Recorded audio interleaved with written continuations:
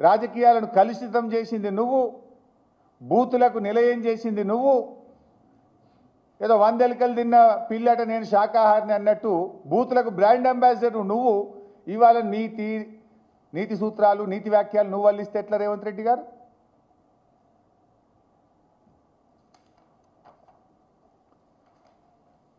ఇకపోతే నిన్న రేవంత్ రెడ్డి గారు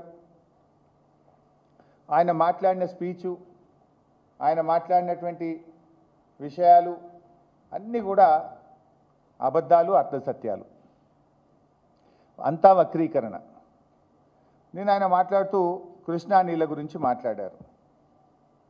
కృష్ణా ప్రాజెక్టు విషయంలో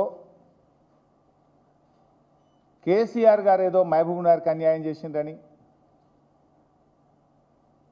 తెలంగాణకు అన్యాయం చేసిండ్రని మాట్లాడుతూ, కేసీఆర్ లాంటి విజన్ ఉన్న నాయకుడు కనుకనే ఇవాళ కృష్ణా నదీ జలాల్లో తెలంగాణకు న్యాయమైన వాటా రాబట్టడానికి కాలుకు బలపం కట్టకుండా ప్రధానమంత్రిని, నీటిపారుదల శాఖ మంత్రులను సుప్రీంకోర్టు మెట్లెక్కి ఒప్పించి మెప్పించి సెక్షన్ 3ని సాధించింది కేసీఆర్.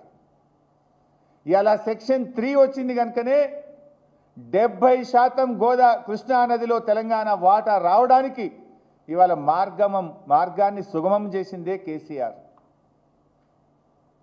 సెక్షన్ 3 రాకపోతే ఆనాడు నీ కాంగ్రెస్ పార్టీ రాష్ట్ర విభజన చట్టంలో పెట్టిన దాని ప్రకారంగా చేస్తే ఉన్న 811 వంచుకోవాల్సి వస్తుండే. అప్పుడు మనకు న్యాయం జరిగే ప్రశ్నే లేదు.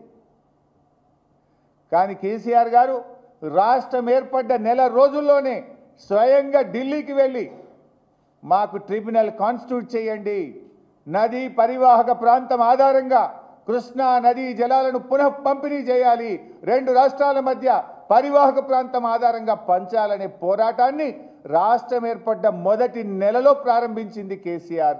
దాన్ని సాధించింది కేసీఆర్. ఈ చిల్లర ముఖ్యమంత్రి ఏం మాట్లాడుతుండు?